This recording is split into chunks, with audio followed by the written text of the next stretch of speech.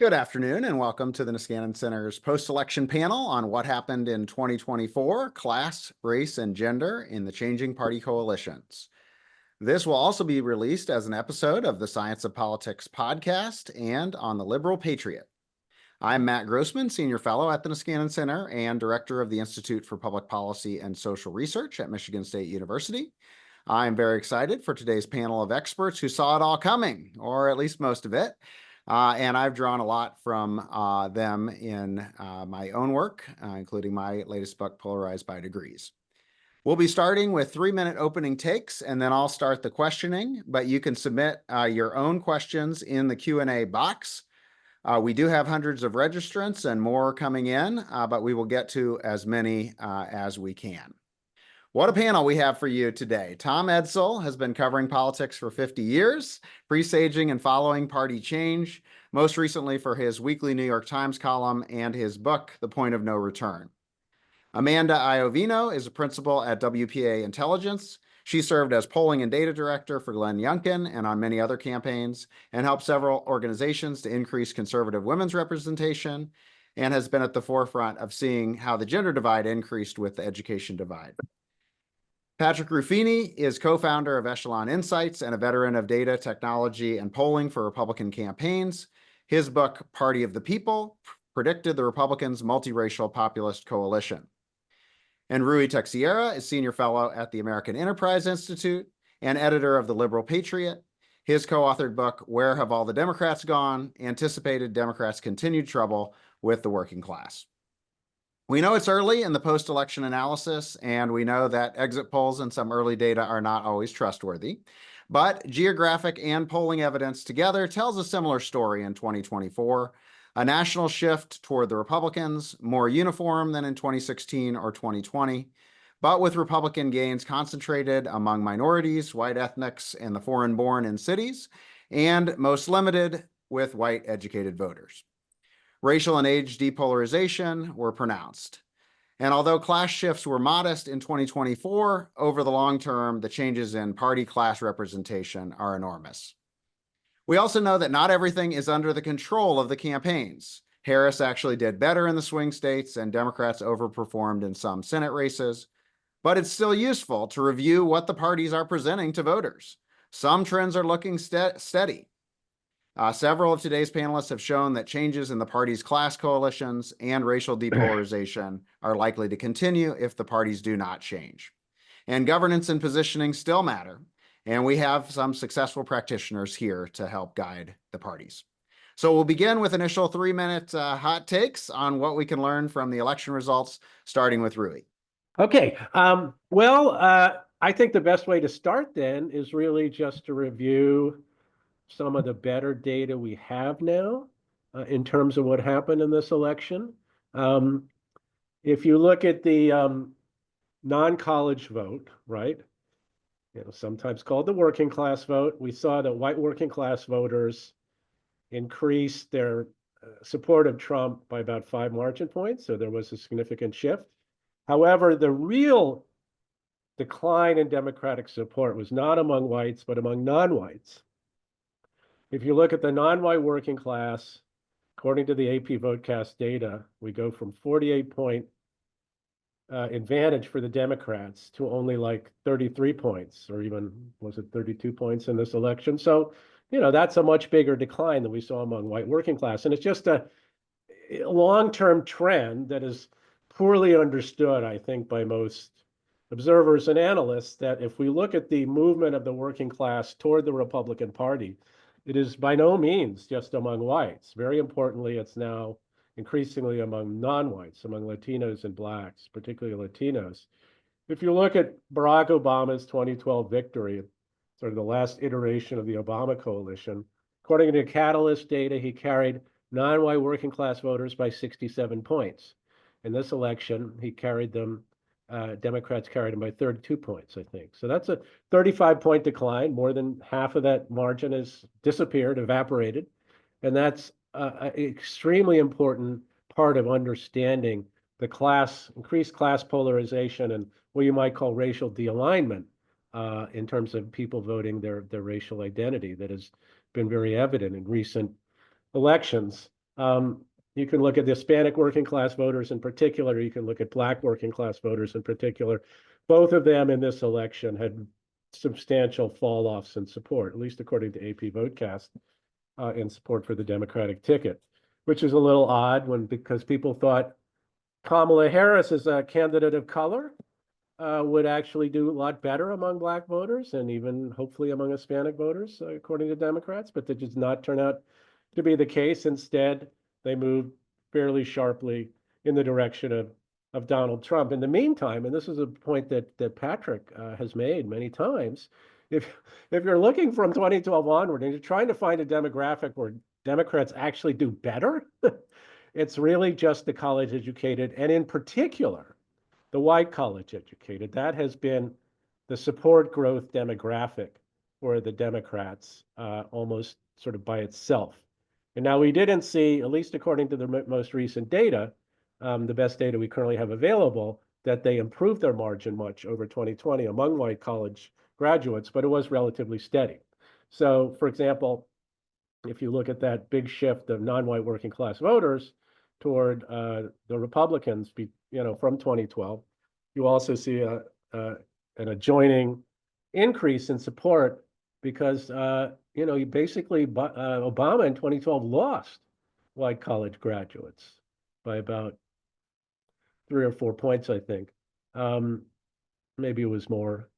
Anyway, and now they carry him by 6, 8, 10, 12 points. So this is a shift from a group that leaned Republican back in 2012, 3 short cycles ago, to a group that very reliably now leans Democratic and did in this election, though they didn't lean as Democratic as Democrats hoped, because as they looked at the polling data coming through in this cycle, people would say, well, okay, we may be losing a little bit on the working class side, but the white college graduates will make up for it. But they didn't. So instead, in this election, we did see, again, increased class polarization, decreased racial polarization. And that's the world we now live in. And Democrats hope it'll just snap back to normal, but or their normal, or their preferred normal, but maybe not. We'll have Amanda give her opening thoughts. Sure. Thanks for having me. Now, I work predominantly with Republican campaigns, and really for the last few years, whenever polls come out of the field, the first crosstab that I go to has been gender and education. And this year, that was true probably much more so than any year prior. And I think when we're talking class, the easiest approximation in polling is education, because it's a lot easier to get someone to tell a pollster what their education level is than what their income level is. They're less likely to lie. They're still going to lie about their education level, but they're less likely to do that than they are about income. And when a campaign needs a brush fire, to decide which ad that they're going to put up, deciding between 2, and you've got 3 seconds to review the data, as Patrick knows, then really you got to do the best with what you've got.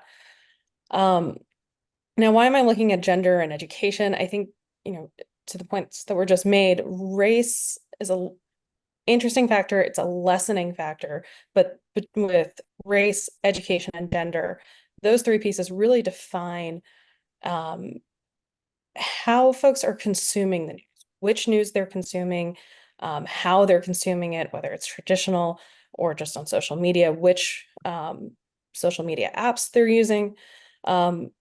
It also defines what culture they're consuming. Both of those things impact what issues we care about, how we talk about those issues, our politics generally, and even our views of politicians as people.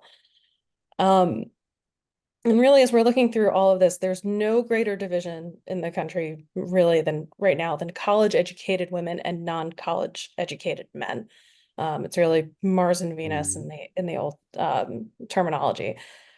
With one of my Democratic colleagues, Linda Lake, who looked at this in the New York Times op-ed a few weeks ago, and really showed kind of where we thought the gap was going.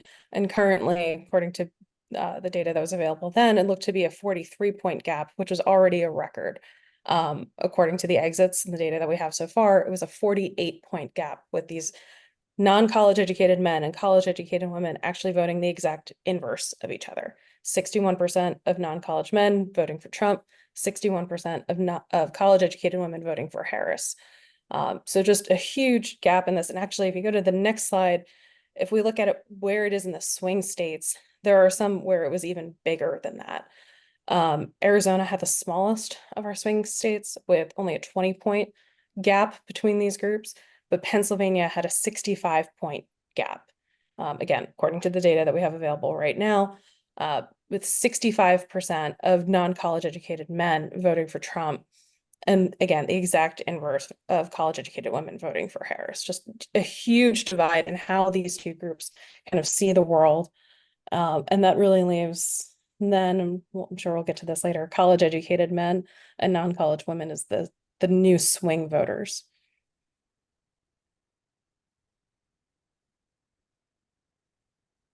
All right. It looks like we got Tom unmuted for his first thoughts.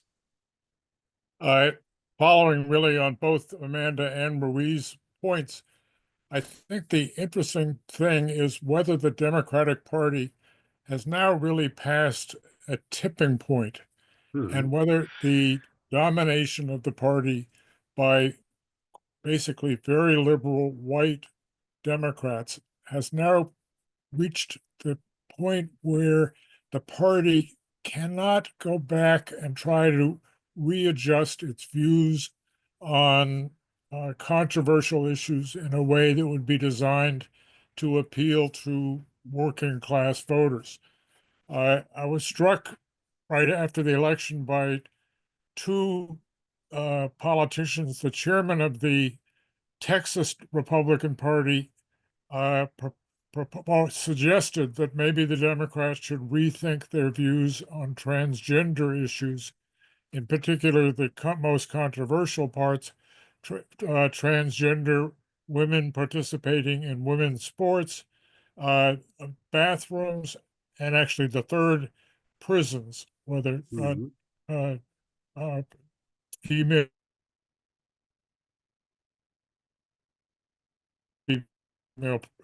female prisons. He and two congressmen did the same thing, including a guy, Seth Moulton, up in Massachusetts. He proposed that there be some reconsideration of the more controversial aspects of transgender policies. Both of those guys were jumped on. The Texas chairman of the Republican Party, Democratic Party, issued an exhaustive apology the next day, saying what he did was really bad and shouldn't have done it.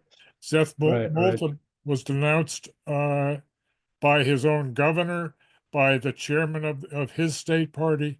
All I'm saying is that I don't know if the party at this point can do things that a lot of people, including Rui, Bill Galston, and others, have suggested, that to try to get back to getting some white working class support, whether it's now really locked in to a fairly elite, liberal, white dominated party.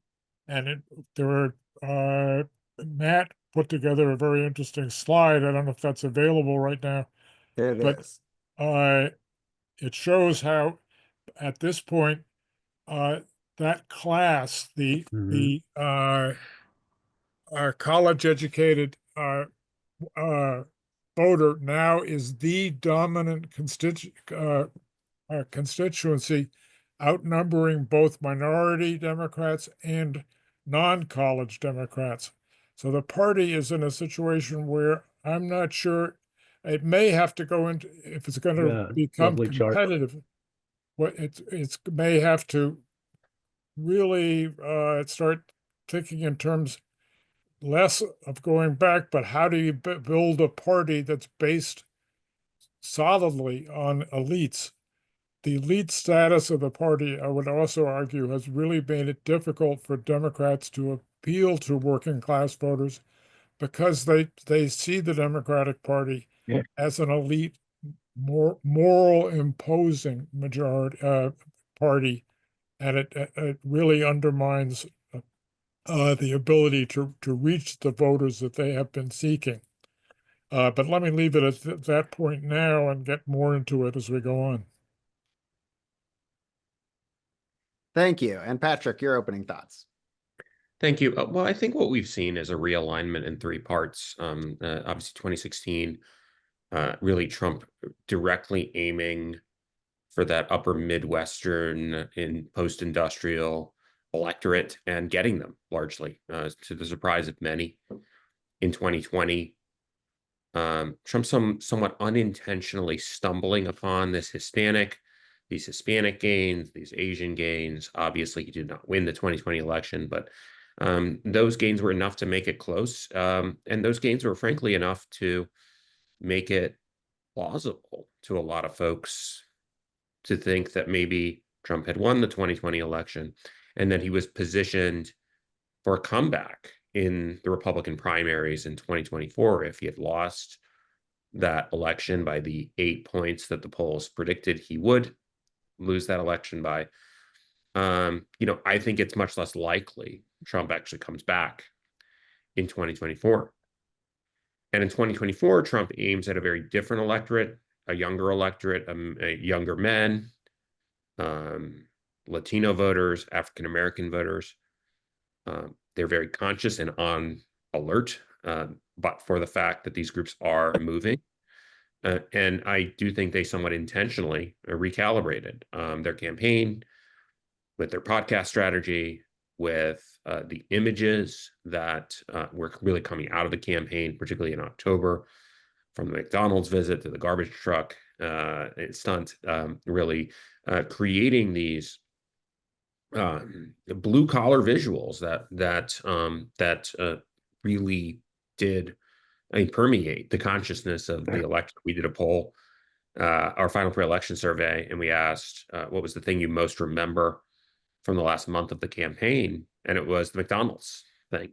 And very few of Harris's events, interviews broke through. The events that she took 2 days off the campaign trail to do, either the big rallies or the big network interviews that she finally did, none of those broke through nearly as much as the images that Trump was able to project in those final closing weeks of the campaign.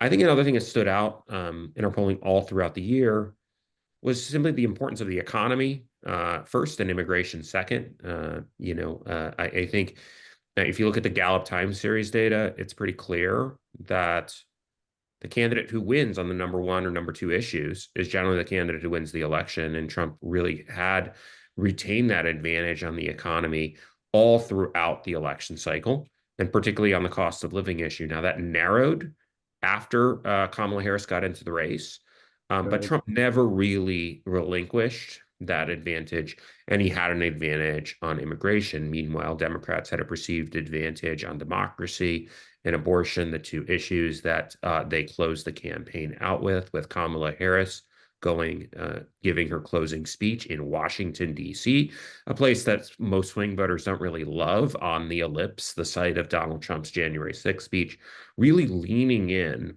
really pivoting back in the closing days to that white college-educated electorate that Tom talked about. I think perhaps spooked by a lot of the early voting numbers that showed base Democratic turnout lagging, Democrats really not voting early in the same numbers that Republicans were voting early. I think with this, having looked at this diverse, multiracial electorate, we can say that, in 2016, it really was a white working class realignment. There really wasn't much of a realignment with non-white voters in 2016, but it's surprising to an extent that Trump actually did make some gains with Hispanics and some gains with African Americans in 2016, despite the emphasis within the Democratic coalition on racial justice issues and on calling Trump either a fascist or a racist or a xenophobe. None of those messages actually did anything to move non-white voters into the Democratic fold more than they were already. And obviously in 2020, Trump had even bigger gains. Towards the end of the campaign, there was even more doubling down on that message on, Trump specifically as this horrific figure, all right, that was outside the pale, outside the mainstream, countenancing jokes about Puerto Ricans at his Madison Square Garden rally. Well, it turns out that the people that were the target of that joke all slunk towards Donald Trump because the issues of the campaign ultimately favored him. I think if you actually look at the groups that moved, I do think that this was, this was something where the moment met the opportunity, in that these shifts were all forecasted in a lot of the pre-election polling. Yeah. I look back at the New York Times Siena poll 1 year before the election. This was right around the time Rui's book and my book came out. That really showed Trump on track to get record shares of African-American voters, record shares of Hispanic voters. And at the time, many Democrats said, well, we don't really buy this. This is just people expressing kind of so-called expressive responding, people just taking out their frustrations on the Biden administration, and then they'll ultimately come home. Well, there was maybe an idea that they would come home after Joe Biden was actually replaced as the candidate. Obviously, when you have a new candidate, that resets the polling to some degree. And we did see Kamala Harris make a recovery. But as we entered October, we really started to see a reversion to somewhat of the Biden versus Trump coalitions that we were seeing in those polls. And I would urge you to take a look at really the trajectory of Nevada over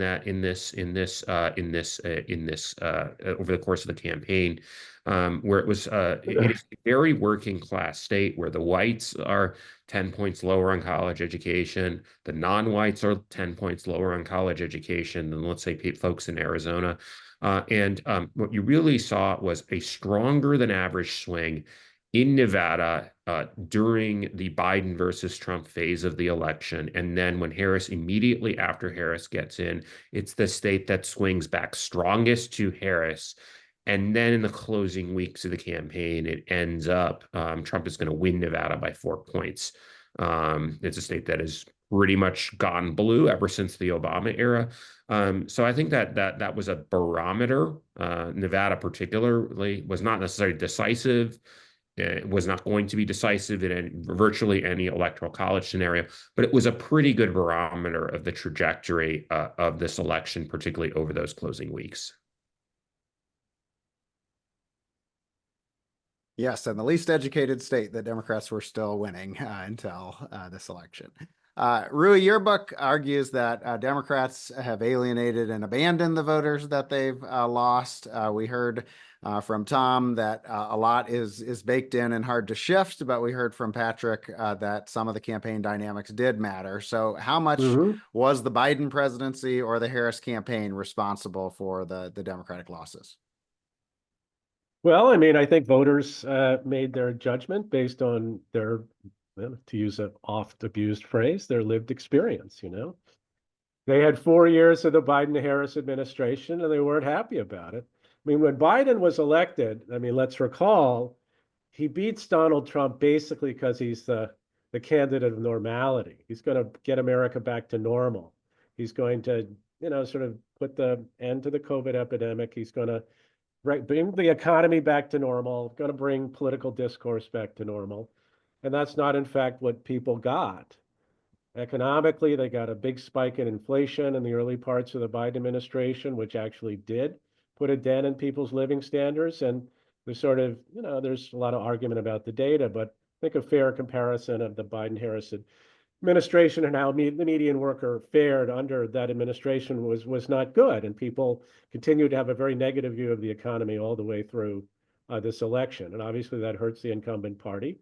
And the Biden-Harris administration was sort of walked into being responsible for it, not just because they were the incumbent party, but because they poo-pooed the whole effect of inflation to begin with. They said it was going to be transitory.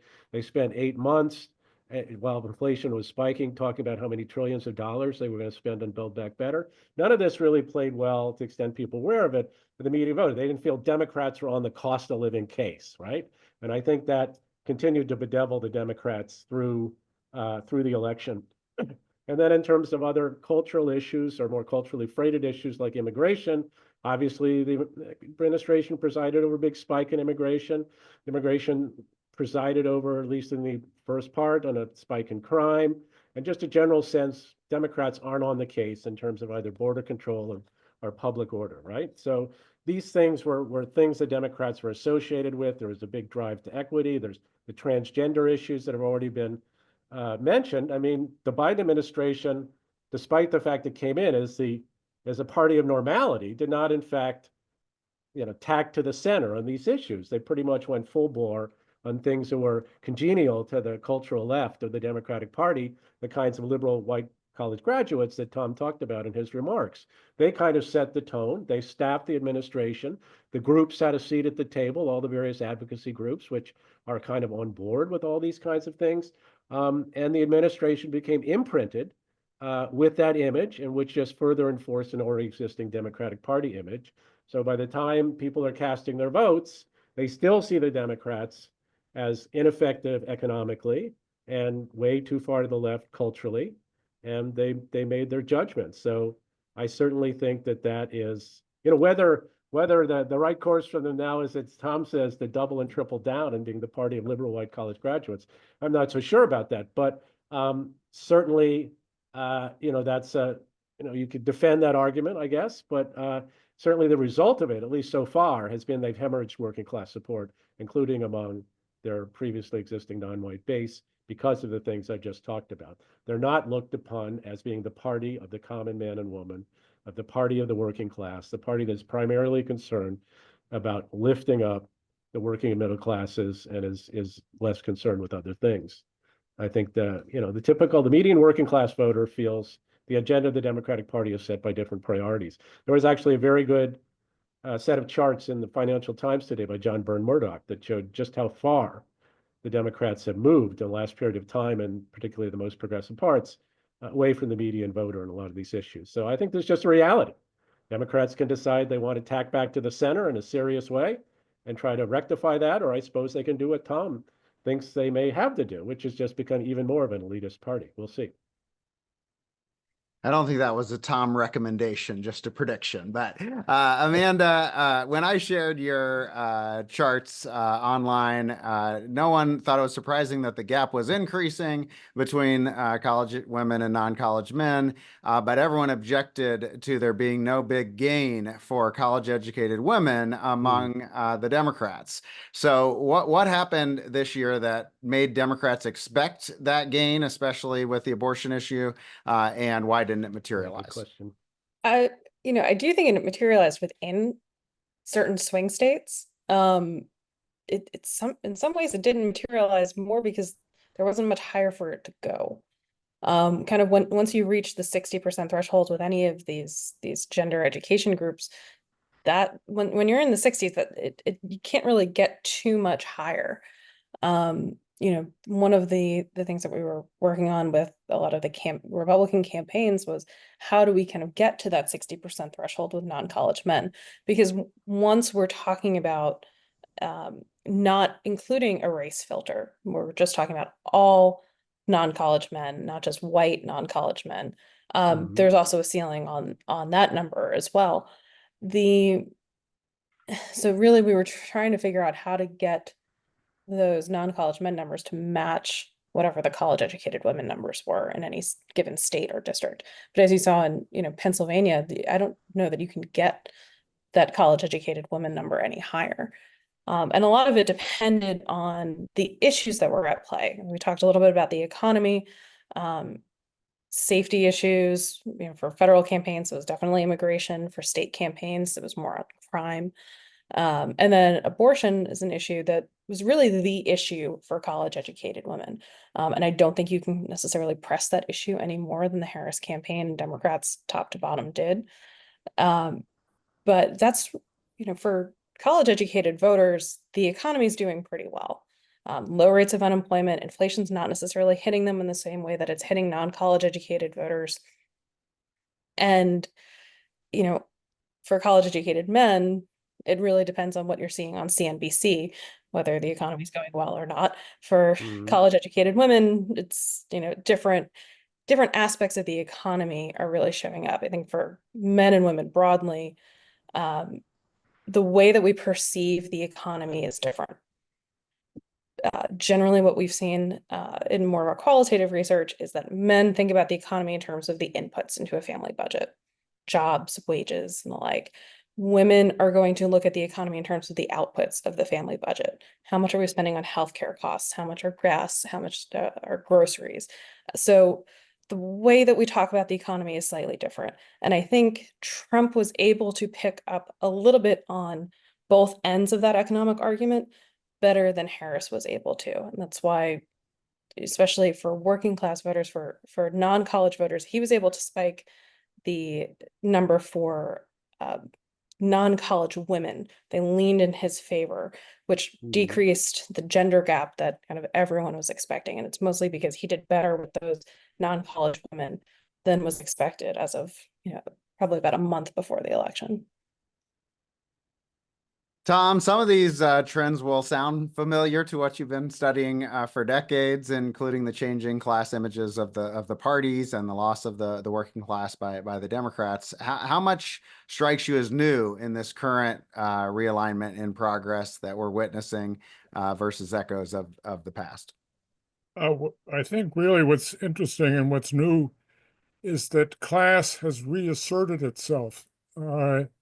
We had the class divisions of the New Deal all the way through the Depression into the early mid-1960s. Then we had cultural and racial issues dominate.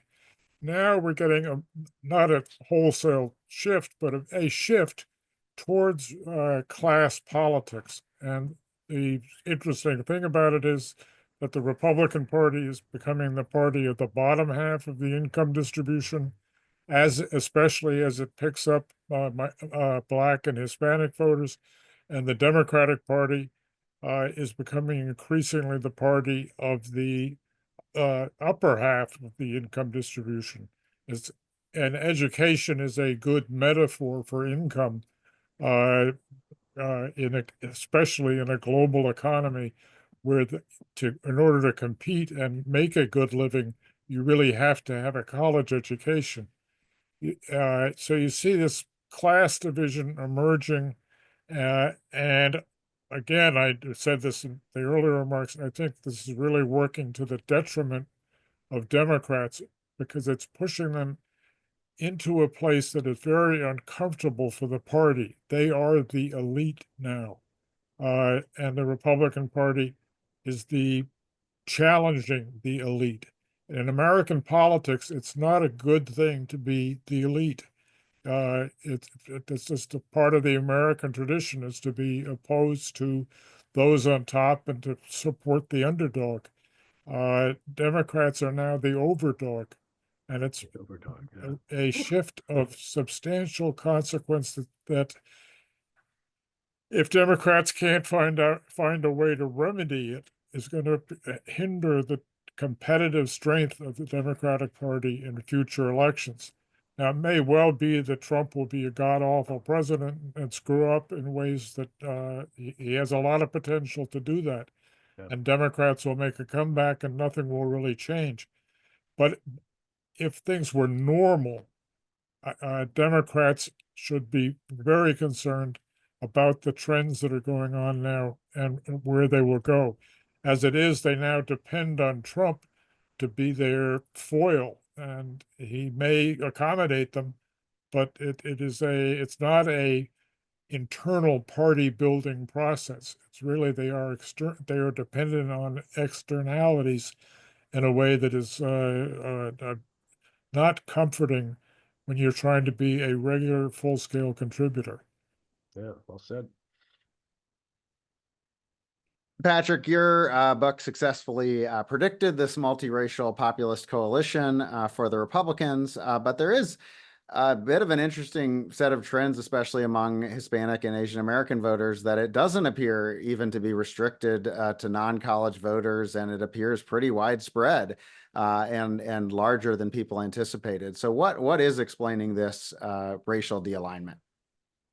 Yeah, I mean, I think there's very interesting, and part of the reason is why don't I just divide it into college, non-college? But at the very beginning of my book, I say the multiracial populist coalition is non-whites plus white non-college voters. And why why include all non-whites? Because the evidence from 2020 we had was that both college educated and non-college educated non-white voters shifted to the right. The issue set might be different, particularly among Asian American voters, where the majority of voters went to college. And so in many ways, and those voters have not voted with the Republican Party. But the exit polls this year show a pretty large shift among Asian American voters. Specifically, you have in those communities, particularly in urban centers, a very high focus on crime and quality of life issues. And that's in partly kind of the working class, older first generation immigrant communities. You saw something like 30, 40 points shifts right in Corona and Flushing and Queens, huge Asian American population centers.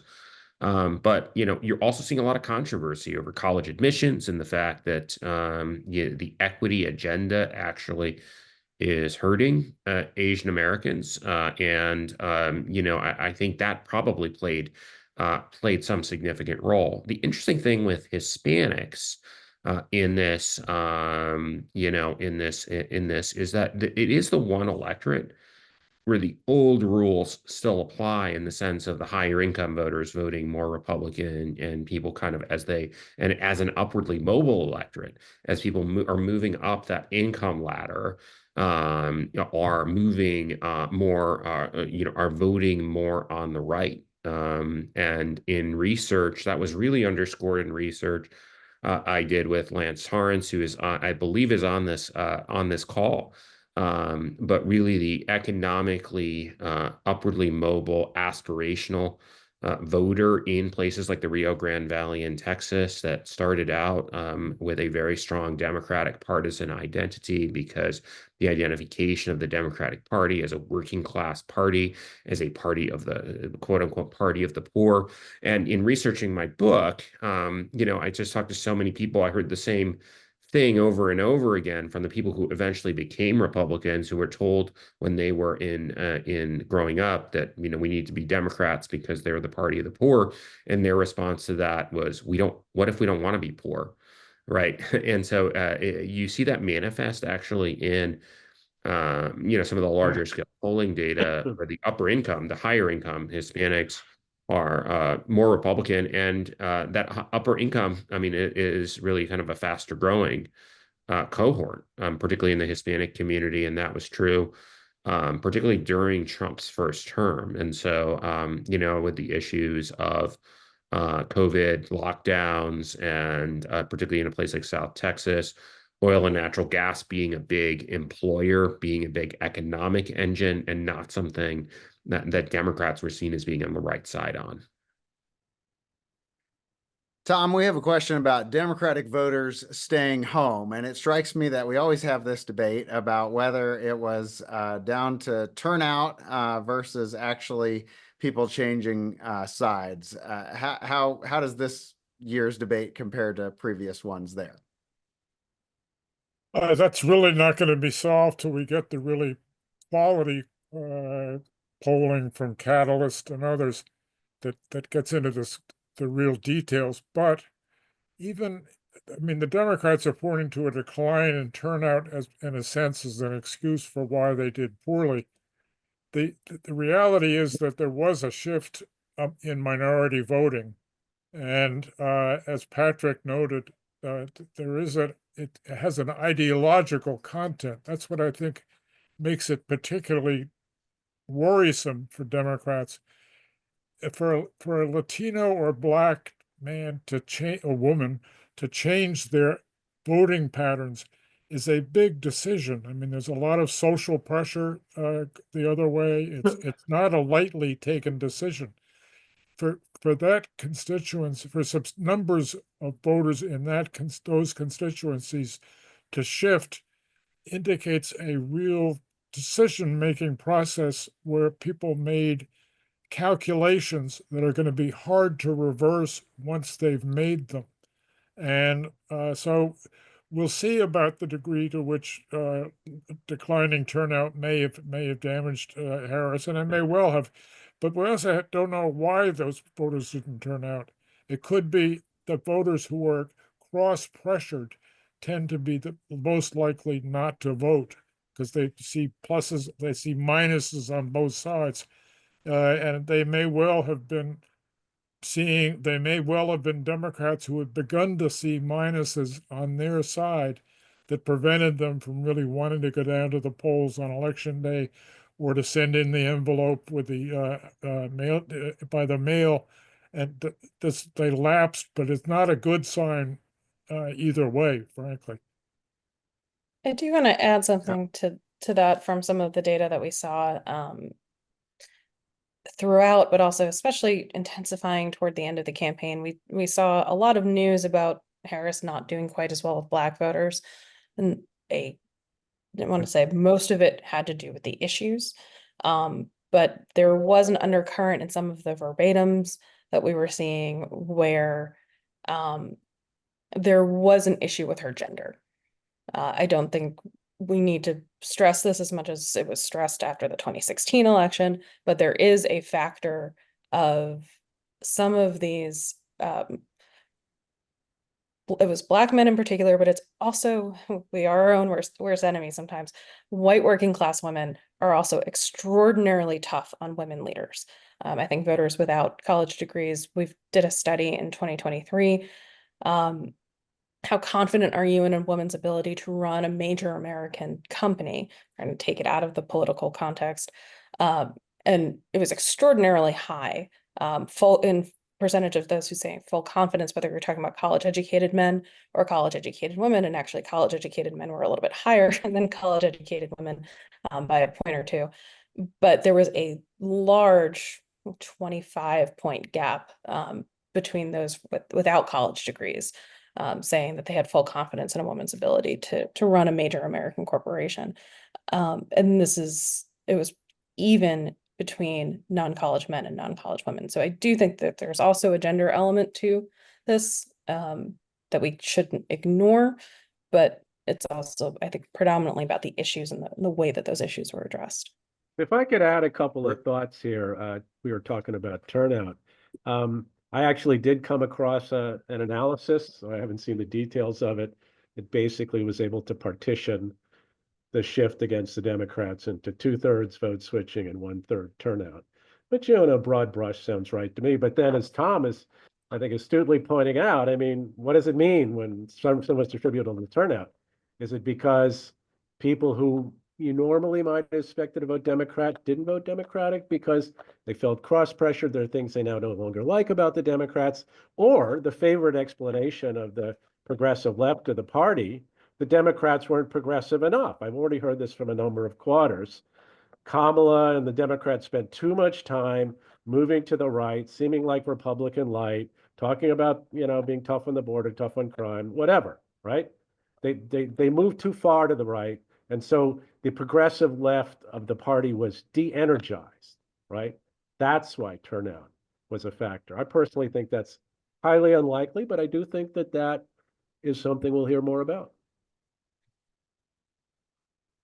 Patrick, there's a little bit of a disconnect between the kind of long-term explanations for the class realignment, which involve the emphasis on cultural issues and ideological sorting along cultural issue positions, and then the short-term change this year, which was, in voters' own words, explained by economic performance. So how should we think about those two factors? Yeah, I mean, I think that we are on a long-term trajectory, right? A long-term realignment trajectory where obviously the parties are trading sides in terms of their images as being the high status versus the low status party. And by the way, as you've noted, I mean, this is global, right? I mean, this is happening in every country. So when if people kind of ask me if it's just a Trump phenomenon, well, Donald Trump is not the president of France. Donald Trump is not the president of Germany, is the chancellor of Germany. These trends are to some extent happening everywhere. But Trump is certainly an accelerant of this. So I think you've got his personality that appeals to a certain group of voters, right? that accelerated these trends over the course of these election cycles. You've also have the issue environment, right, which really coincided with these long-term trends to create a perfect storm, particularly among these younger, low propensity voters who are disproportionately non-white. I do think, all right, that that to some extent, can the next iteration of a Republican count on the youth vote being as tight as it was this year? I'm not sure they can. I'm more confident though in those racial realignment trends, because I think that is rooted in education. And as Tom alluded to, you do have very high quality survey data between 2016 and 2020, pointing to the fact that things became more ideologically aligned, right? That if you have somebody who today, at least in 2020, was an African-American and labeled themselves as conservative, they were only 50-50. They were only a 50-50 voter, but that was a lot better than where they were in 2016 for Republicans, when they were about an 80-20 voter for Clinton, right? So, and we'll see where they end up. But when you have this ideological voting becoming more sorted on ideological lines, the social pressure within these communities breaking down, it's hard to see it's really kind of hard to see these trends fully reverting, right? Although you may have some aspects of it because of the economy, that particularly, I mean, it was concentrated specifically among younger voters. You even had younger women shifting more than the electorate as a whole, at least in the national polls. I do think that those two things kind of combine to create, right, a really decisive shift. We may not have that in 2028, but I think we'll have some version, right, of either these realignment trends either cementing themselves or maybe reverting, but maybe slightly, but we're still on that. Until we're still on that long-term trajectory. Tom, another version of this question references the successful Democratic Senate candidates in Arizona, Michigan, Wisconsin, and Nevada.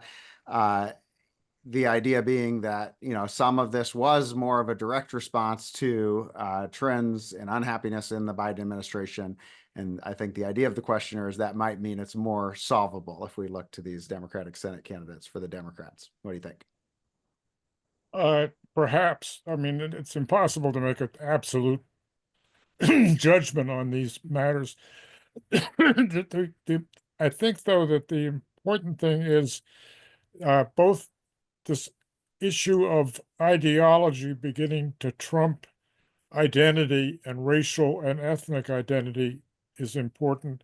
And not only ideology, but there's a very interesting survey of a study done of minority voters that showed that the minority voters who shift hold racial views that are closer to white working class Democrats. They view on questions like, if blacks would only work harder, they would do as well as Irish, Italians, and others. It's the racial resentment questions, right? That Black and Latino voters who share those views actually are the ones who most shifted to the other party. So but how senators played this, and how I think a lot of senators understood the electorate in their states better than Harris did. But I'm just speculating at this point. Well, it just shows politics isn't 100% nationalized at this point. People in states who run good campaigns can still separate themselves adequately from the national party. We saw it. I mean, that level of ticket splitting is pretty amazing based on recent cycles. So there's a ray of sunshine there for the Democrats. I think we always have to look at Amanda, incumbency advantage as part of things, and candidate quality. Those two factors definitely impact on the Senate side. Amanda, we had a question about this, about how much are the campaign spending matters. So we have, on the one hand, people are talking about the $1 billion ad campaign that didn't work. On the other hand, Harris did do a little bit better in the swing states, and we do have some advantages that were consistent with spending advantages. So what did we learn from this election about whether these TV ads and mailers and campaign activity really how much difference they can make? I mean, I think we've all learned that we can't look at our text messages during an election cycle. I think not just the amount of money that was spent, but where that money was spent. I mean, we've already kind of touched on Trump's kind of non-typical media buying, and I think that more closely reflected where the swing voters and where his margins were made up. Like, that's where they were watching their news. That's where they were getting their information from. It seems that the Harris play was a little bit more traditional in its spending allocations, whereas Trump was a little bit less traditional. You really have to go, much like any advertising campaign, a candidate is a product, and you have to go where your buyers are going to be. And I think there's going to be an assessment on campaigns of, okay, how can we actually get folks' attention? How are we making sure that they're seeing what we need them to see without just shoving a complete avalanche of information in front of them, where they just then start to tune everything out? Rui, you said you were open to the views of the left, that it was just the left that didn't turn out. But I think you and I are also pretty skeptical of that explanation. And you said, according to one of the questioners, you said that Democrats should tack back to the center. They want to know what you mean by that, and what issues that would entail, and whether it would work. Yeah, no, this is a common question. I mean, I think the predicate to it tends to be, well, okay, you say Democrats need to move to the center in cultural issues, but wait a minute. Look at the ads that were run in some of the swing states. Look at what Kamala said about, I'm going to be tough on the border. I've got a Glock under my pillow. Her campaign, not herself, but her campaign says, I'm not for banning fracking. I think the kind of mistake here is assuming that if your party has an image that is, negative on issues like crime and immigration, on sort of racial and gender ideology, on sort of being too obsessed with climate stuff, or whatever it might happen to be, being against fossil fuels, you can negate that simply by a couple months of advertising and not talking about it anymore, right? I think instead of being woke, I'm just not going to mention it, right? It's just not going to be something I talk about a lot. But there's a difference between that and being able to convince voters you truly have a different point of view and a different set of policy priorities, and you actively denounce, disengage, throw under the bus the people who've been advocating the stuff that is really unpopular. And that's, the proverbial Sister Souljah moment, right? You don't just not talk about dumb stuff. You actually call out the dumb stuff and the people who say the dumb stuff. And that creates controversy. And Patrick has made this point. Creating controversy is good when you want to make an impression about an issue like this and really unambiguously signal you are a different kind of Democrat. They never did that, and they couldn't do it with the kind of modest approach they had in the last few months of the campaign.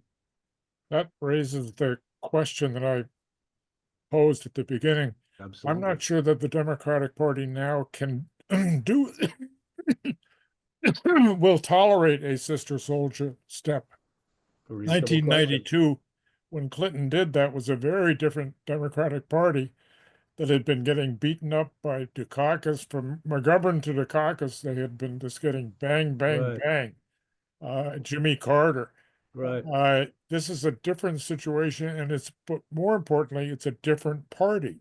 Right. Bill Well, Tom, do Clinton, you mean by that they literally, if they did it, it wouldn't work, or just no one would have the guts to do it? no, that the party itself can't do that. Institutionally, the strength of the super progressive white liberal faction is now so strong and so dominant in the party that suddenly becoming the sister soldier party, denouncing breaking with whoever it is, would be seen as a traitorous act, as opposed to when in 1992 Clinton did that with Sister Soldier, on the death penalty, on a whole on work versus welfare, a whole host of issues. If they tried that on immigration now, even, I think it would be a very rancorous Well, situation. what's wrong with a little rancor? I mean, doesn't But mean you can't do I'm it. It not just means it would create controversy. What's wrong with that? because there's too much in the party that's against what you're trying to do, and you, instead of creating a new image Uh-huh. of you simply divide your own party, and you'd So have the it's people who would be chaos. screaming bloody murder at you would be just emphasizing once again how far left the party is. And I'm not sure now that the Mhm. party can do that without being the rancor really undermining the party itself, as opposed to persuading the public. So Well, no guts, no glory. I mean, yeah, you may be right. I mean, I'm you not may be right. disagreeing with Yeah, you, but yeah. but I'm not, I You may be just, right. Yeah. So, even Clinton, as soon as he got in office, basically chickened out from his whole conservative Right. agenda. Uh, and moved to identity politics. Good, So fair point. so Patrick, enough with bashing the Democrats. What about the Yeah, Republicans? let's bash the Republicans a little bit here. I know that Trump wasn't your preferred candidate in 2016, but we have a lot of liberals asking us, why don't these character issues matter? Why don't these threats to democracy matter? And this time we had the strange circumstance of sort of some candidates being considered too extreme, like Kari Lake in Arizona, with Trump as the seeming moderate. So how do you see the kind of role of candidate character and where the Republicans stand in terms of their perceived extremism? Yeah, I mean, I think there's two things. One is that Donald Trump is just fundamentally on a different level as a political operator than a Kari Lake or a Mark Robinson, right? I mean, the MAGA JV team that, was really kind of the front and center in the 2022 races couldn't hold a candle to Trump in terms of the ability to connect to the Republican electorate, and the license, right, that he gets that no other politician will get. So I think that to some extent, it's the political skill that he has to withstand whatever is thrown at him, versus a Kari Lake does not really have. I mean, look, he does not really have really the track record, the depth of feeling and sentiment among the Republican base to really power through something like that and still appeal to kind of lower information segments of the electorate. And I think it's just the dynamic of a Senate race or a down ballot race that have to be run in more conventional ways than a presidential race, where a presidential race really is run entirely on earned media rather than paid media. So, Trump's ability to create these earned media moments that connect, with voters, just far greater than these other candidates. What I would say is where Democrats had success with this strategy in 2022 was not making a high-minded case about, well, we need to protect constitutional norms, we need to protect democracy. It was just pointing out where, these Republicans, these MAGA, so-called extreme MAGA Republicans, they seem just a little off. They seem a little crazy, right? And you saw hints of this in the strategy during the summer Tim Walz kind of pioneered to, Yeah. you're weird, right? It was kind of like, we're not taking ourselves so seriously with this pro-institution, pro-democracy message. That was really the, you had Mike Donnell on with the Biden campaign saying voters are definitely going into the booth thinking about January 6th. And that was the campaign that Joe Biden was going to run. Now, eventually, I think the Harris campaign got there, but during the summer, when they had their surge, it was really like, oh, this is kind of a fun guy, a little bit of a more fun vibe. And look at those weird, strange, crazy MAGA people, right? And that was sort of the approach. But I think the mistake, right, with that approach is that fundamentally most voters are anti-system. They don't think the institutions are working. They don't think, Yeah. particularly younger voters, don't think institutions are functioning well, don't think Washington, D.C. functions well. And when you're positioning yourself as the candidate of institutions, going so far as to make your closing speech in Washington, D.C., in front of Yeah. the White House, I think there was something a little off about that. Yeah, protecting the system was more a bug than a feature of the final Harris campaign, in a lot of voters' eyes.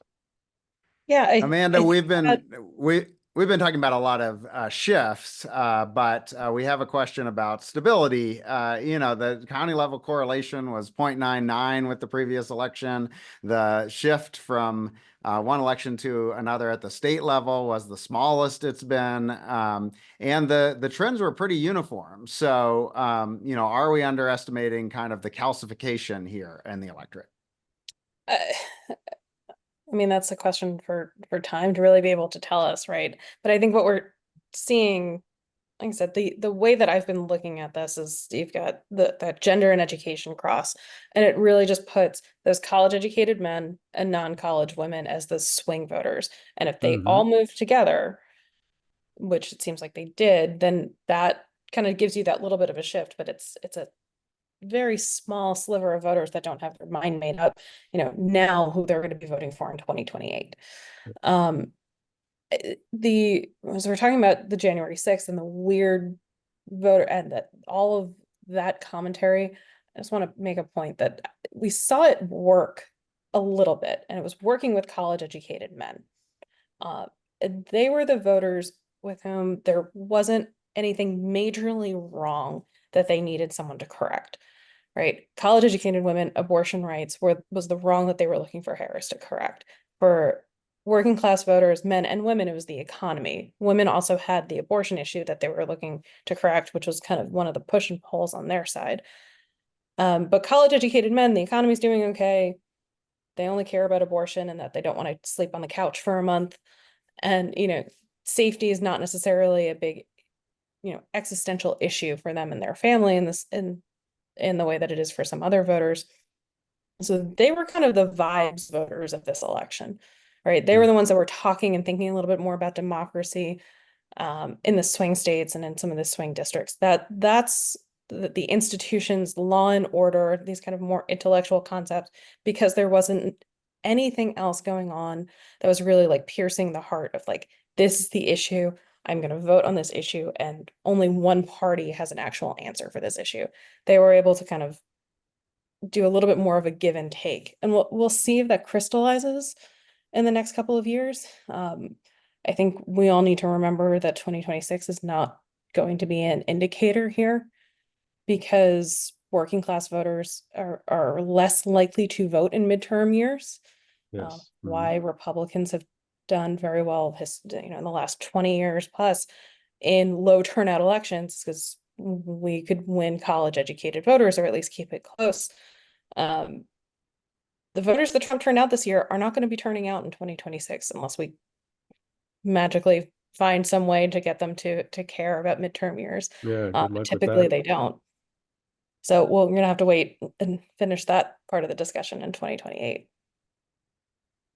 Rui, we have several questions about the media, the basic pattern that it might be reinforcing the Democratic moves and has an increasing audience among these educated Democrats, but isn't reaching the voters that might make a difference. We also had a question about the role of Joe Rogan in the podcasts. So how much of a role do you think changes in the media and the sort of self-reinforcing cycle of who the media speaks to are playing? Well, I think in terms of the views of sort of normie working class voters, I think that sort of legacy media that does lean fairly heavily to the Democratic side these days, particularly the cultural, white college educated liberal type view of the world. I mean, this is just the reality of who staffs these institutions now, these media entities, and the kind of way they write about things, the kind of things they cover. I mean, I think it's lost a significant amount of credibility, but perhaps worse than that is the bubble effect on Democrats, right? Democrats, they read the same stuff. The stuff that they read tells them the same stuff, and then they go tell their friends the same stuff. And it sort of reinforces a worldview that doesn't really take the views of normie working class voters and people in vast areas of the country very seriously. It underscores or helps accentuate what I once called the Fox News fallacy, which is conservatives are out there yelling about X and Y, and it's on Fox News, and they're saying there's a crisis at the border, and there's, crime is a big issue, whatever it might happen to be. Nobody, really cares about that.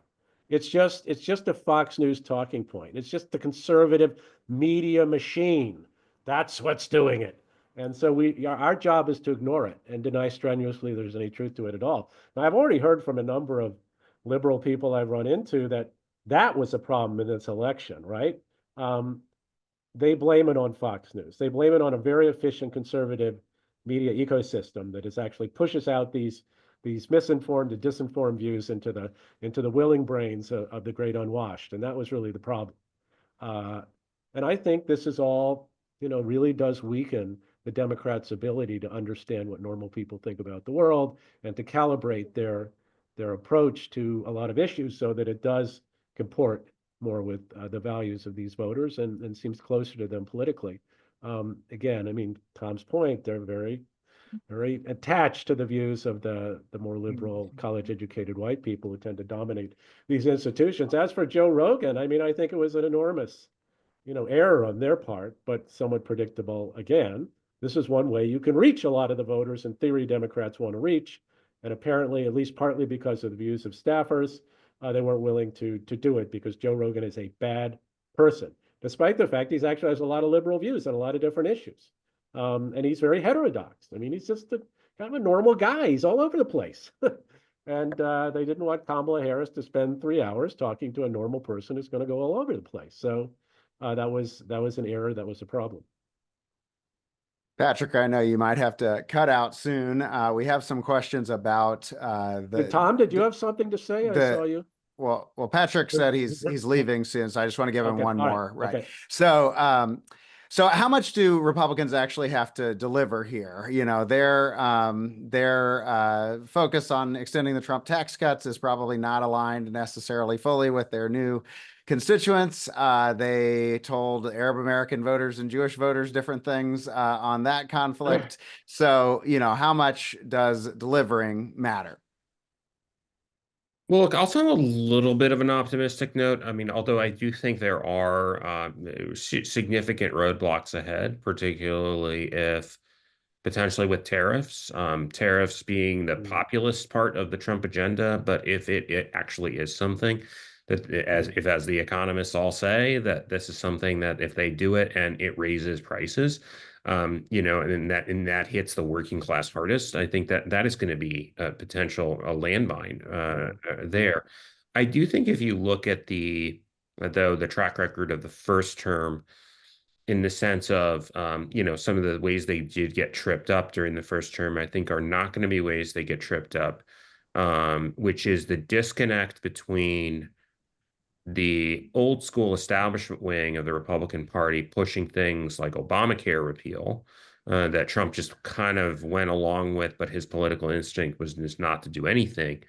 That no longer exists, right? You really do have a machine that is going to be completely under his control, and it's going to reflect him in all whatever that represents, right? So I think it's going to be a more cohesive approach, and I think to the extent that he needs to quote unquote deliver, it is going to be on the basis of just going back to the things that people remember positively about the first term in terms of the perceived economic performance. There was a bump in economic perception when he was elected the first time. He seems to kind of overperform on driving, let's say, good economic vibes. So if he can do that, right, and the numbers, as the Democrats pointed out, well, the objective reality of the economy is good, but they could never fully capitalize on that in the same way that Trump can, because of his image as a business person, as somebody who is very economically focused and no nonsense, just gets things done. So I think if they can emphasize that part of the agenda and avoid maybe some of the tough decisions, particularly when it comes to entitlements and benefits programs that need to be made. But I don't think Trump has any inclination whatsoever to tackle a lot of those questions that have clearly tripped up Republicans in previous administrations, from George W. Bush's second term to even Trump's first term with Obamacare. So I do think that the delivery is going to be, how specifically how people perceive the economy 6 months, a year from now. Mhm. Yeah. Thanks, Patrick. And I want to thank everyone. Sorry to have to leave. Good to see you. Okay, see you later, Patrick. No problem. Tom, we have several questions about an economic agenda for the Democrats to reach the working class. You've been skeptical that they can write anyone off on the cultural issues, but what about better presenting an economic policy agenda? Does Bernie have a point there? Actually, I think Bernie does not have a point. I think the Biden administration went out of its way to help out white working class areas. And if you look at the distribution of the benefits flowing from the major Biden initiatives, they went to red states. They did not have any effect.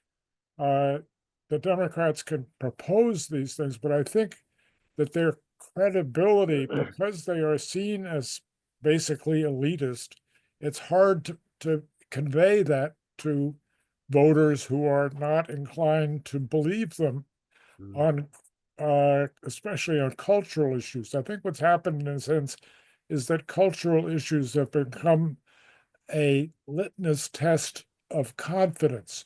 And if you don't pass that test, that you're not going to get the support and the belief that you need from proposing and enacting. And Biden did enact programs that actually benefit working class people.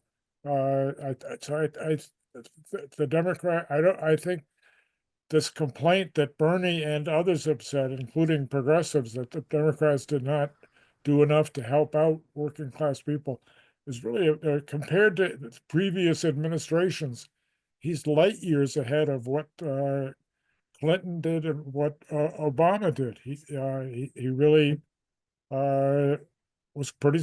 I was pretty struck by it, but its effect on the public thinking, or the payoff politically, is hard to find.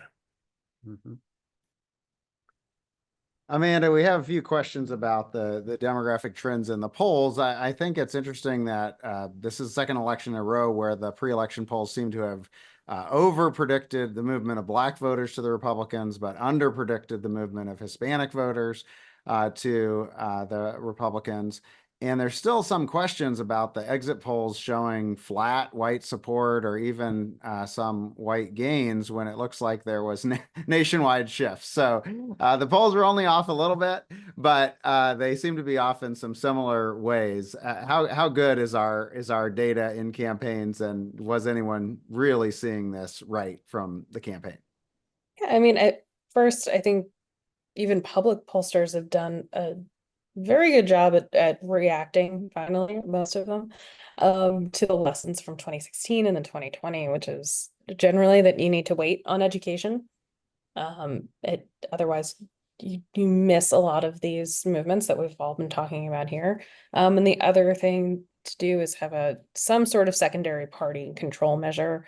We use recall vote from the prior election. We can get very nerdy about all of that stuff, but you need to be very careful with your data because fewer and fewer people are answering the phones.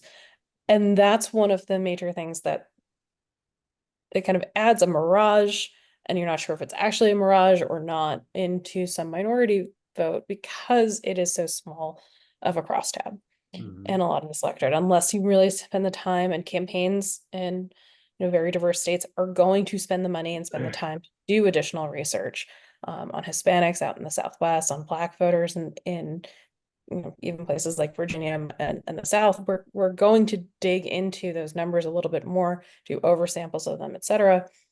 Because what happens is the methods that you're using to reach voters generally, but especially those minority voters, are going to skew who's answering, and they're going to skew their responses. It's not something that we can adapt to. We can't necessarily control for, where more middle class and also urban Black voters are going to be answering. It's harder to get rural Black voters on the phone. And they fundamentally have a different view of issues and politicians and the like.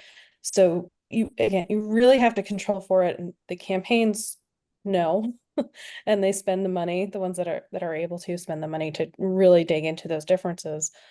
But we have to kind of, as consumers of polling data, public polling data especially, really look at this with kind of a skeptical eye, where some of the movement's going to be there, but it might not be as exaggerated in either direction as the polls are showing. Rui, we also have a question about overinterpretation. I know we're somewhat always guilty of now more than everism after an election, that what we believed was shown. So folks are saying, look, every incumbent party in the world lost ground this year. There was economic circumstances beyond the control of the party in charge. Are we overinterpreting this? Well, of course, we're probably overinterpreting it. I mean, every post-mortem session after every election, there probably are real lessons there, but they're probably, not quite the magnitude that some people take them to be. There is a sort of a tendency to kind of walk them into whatever narrative you feel is appropriate at that current time and overinterpret it. I mean, you can't really understand this election, for example, unless you take into account how much people detested inflation, which was somewhat conjunctural to being the incumbent administration in the aftermath of COVID. That clearly had something to do with it. But I don't think you can sort of just rest there and say that's all there is to it, because not only is that a factor, but it also tends to have an interaction effect with these other issues that people may detest the incumbent party about. It just sort of connects to an all-around feeling like the incumbent party and its candidate don't know what they're doing, and they're not my people, and I want to get rid of them. So it all kind of comes together. We know that, not only did Trump had an advantage on the economy, also had a big advantage in immigration, which was typically, frequently the second issue in importance. So a lot of things come together in that. There was actually a recent study done by, or poll done by the Blueprint Survey Group, which is a Democratic-leaning group that does a lot of detailed polling. And they found the three big issues were, one, the economy, two, immigration, and three, the belief that Democrats were obsessed with identity issues like transgender, et cetera, et cetera. So, I think it was not insignificant that the Democrats were viewed as culturally out of touch, which then connected to the feeling that they were economically out of touch. So looking a little bit more broadly than that, I think the tendency to write this off as simply a reaction, part of the global reaction against incumbents in a period of inflation in the post-COVID period is essentially obviously it's letting the Democrats and the party off the hook, right? I mean, what could you do? We shouldn't have spent any money. We were doomed from the beginning, right? Campaigns don't matter, politics don't matter, cultural issues don't matter. Nothing matters except for the fact we're in this anti-inflation, anti-incumbent era, and therefore we're, innocent. We are innocent, as Peter Lorre would put it. So I don't find that particularly credible, and I think it's kind of a strange way to look at politics. This one variable model. I don't think that's adequate for where we are to understand the complexities of this election. That said, those who choose to interpret these shifts, their magnitude and what they produce, the trifecta, this is a true realignment. The Republicans will rule for decades. I mean, of course, that's overinterpretation. As John Judas and I put it in a op-ed we just had in the New York Times, there's a lot of there should be different ingredients for a realignment that's truly durable and really, really changes the nature of the country and the coalitions that dominate it. One is, obviously they won an important election. Two is that the opposing party has to be in disarray. But here's the third one, and it's really important. You actually have to produce for the people who got you there. They actually have to believe in the course of experiencing your administration as a potential realigning party that you have actually made their lives a lot better. There's a new settlement in the country that they really believe in. They believe, prosperity, happy days are here again. I like the administration. I like their values. I like that what they've done economically. I feel like this is a party I could stick with for a while. Otherwise, you're just renting those voters. And by a thermostatic reaction, you may get another anti-incumbent election in short order, at which point we're back to this 50-50 toggling between the parties, as opposed to any kind of real realignment. So them's my views on that.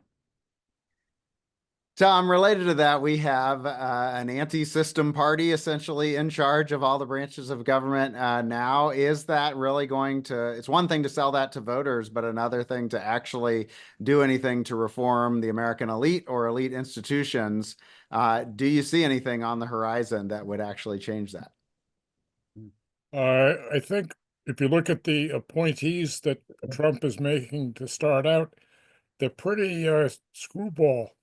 And he's doing things that I think are not going to benefit him in terms of doing what Rui described, building a level of support because of the policies adopted. The Attorney General is the extreme, but he's not the only extreme. And I don't think Trump seems to be basing his administration entirely on who is loyal to him, as opposed to who can get things done that will be beneficial to building the Republican Party. And I think he's blowing an opportunity.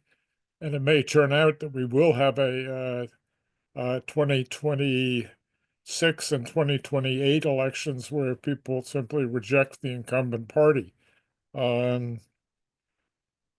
But still, we don't know. And we don't know what the deportation stuff is got all potential kinds of consequences. A lot of them negative. The tariff stuff has a lot of similarly potentially negative stuff. It's a real gamble whether the Republican Party can affirm its position. It's in a good position now, but George Bush, for example, was a very good position after 9/11, and he proceeded to blow that right out the window way back by the election of 2000. Shortly after the election of 2004, he was in negative territory. These presidents have not been good managers of their own coalitions. Bill Clinton, I think, did the same thing. Obama did a lot of things that failed to really secure his position. It's been a sustained period where incumbent presidents who have got some momentum behind them have not secured that momentum, and they've done that by acquiescing excessively to the kind of special interest groups within their own party. And I think Trump is so far showing just that inclination. So I think there's a little bit of optimism there for Democrats. God forbid. One more question for Amanda before she has to go, and we'll close it up here. You mentioned that gender attitudes had a role in the vote, and we know that one potential overinterpretation is that Democrats may decide that they ran 2 women for president and they shouldn't do that anymore. But we also know that overall women win at the same or higher rates for lower offices. So what should we be concluding along those lines? I hate to take the cop out, but the conclusion I think is that we need to figure out what the real difference is between when voters are willing to vote for a woman for legislative positions versus executive positions. And I think you see, especially with those kind of working class voters, are much more comfortable with a woman in a legislative position than they are with a woman in an executive spot. Kelly Ayotte being the new Republican woman governor in New Hampshire is probably the outlier here, but generally we're seeing just even governors are more likely to be male, right? There's something about executive leadership where there's still a glass ceiling for women, whether we're talking about at the state level, even if we're talking about at the corporate side. Companies are getting more open to women in leadership positions. They become significantly more comfortable with it when a company is about to go downhill, kind of the glass cliff instead of the glass ceiling, where they'll put a woman or a person of color in charge just to watch the thing go down. And I think it's a good thing that we're not quite at that point as a country, that we're putting a woman on a glass cliff as president, but we need to figure out what it is about that executive position that makes voters kind of question whether or not a woman can be in charge. Well, I hate to end on a negative note, but we promised people an hour and a half. Keep hope alive. That's what I said. And I want to thank Amanda Iovino and Patrick Ruffini and Tom Etzel and Rui Tuxiera. And this will be available as a video broadcast and also via the Science of Politics podcast and on the Liberal Patriot. So I want to thank everyone for joining us today, and we will see you again soon. Bye-bye. That's great. Thank you. Yeah. Thank Hey, you. Matt, could you send around those slides? Will do. Yeah, I would like to have them. Okay. Bye-bye.